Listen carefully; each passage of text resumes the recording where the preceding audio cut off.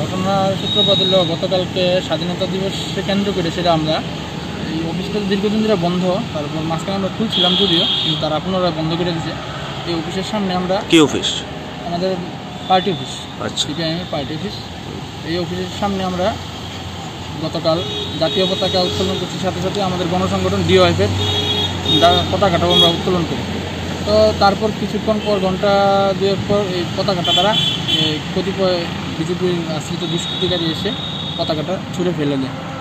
তারপর আর সারাদিন তো আর কিছু হয়নি। তারপর বিকালবেলা 5টার সময় যখন আমরা পতাকাটা নামিয়ে আমরা যখন বাড়িতে যাই, তো সন্ধ্যার পর থেকেই তাদের কতিপয় লোকজনের আনাগোনা, এখানে বাইরের লোকজনের আনাগোনা দেখতে পাচ্ছিলাম। রাত্রি 10:45 থেকে 11টা এরকম সময় নাগাদ একদল আশ্রিত দুষ্কৃতিকারী বিজেপি তারা পার্টি অফিসে হামলা চালায়, পার্টি অফিস ভাঙচুর করে এবং আমাদের এলসিএমের বাড়ির ঘরের বেড়াটা, সব বাউন্ডারি বেড়াটা ভেঙে দেয়। তারপর রাত্রিবেলা অগ্নিসংযোগ করে।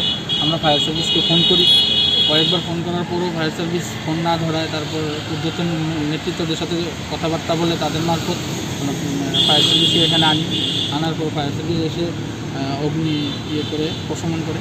তারপর রাত্রিবেলা পিএসও আসে।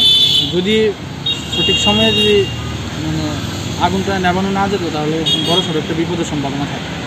আমার কাছে উদ্দেশ্যই ছিল এই বাড়িটার উপর আরও বেশি তাদের আক্রোশ ছিল, কারণ গতকাল যখন আমরা কথা করছিলাম যদি উনি ছিলেন আমাদের সাথে, তখন আমরা গালিগালাজও করেছেন ওনাকে, আমি সকালবেলা এসে জানতে পারি। যাই হোক, একটা বড়সড় বিপদ তারা বাঁধানোর চেষ্টা করছে এবং ষড়যন্ত্র করছে। এলাকারও কিছু লোকজন এদের সাথে জড়িত আছে। যাক, পার্টি চিন্তা করবে।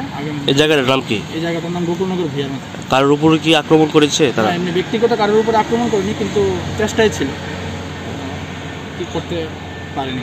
এখন আপনারা কি চাইছেন? আমরা চাইছি আইনগতভাবে পার্টি চিন্তা করবে। আমাদের ঊর্ধ্বতন নেতৃত্ব আছে এবং পার্টি যে সিদ্ধান্ত নেবে আমরা সেটি চিন্তা করবো। পার্টিকে আমরা বিষয়টা জানিয়েছি, পার্টি দেখবে।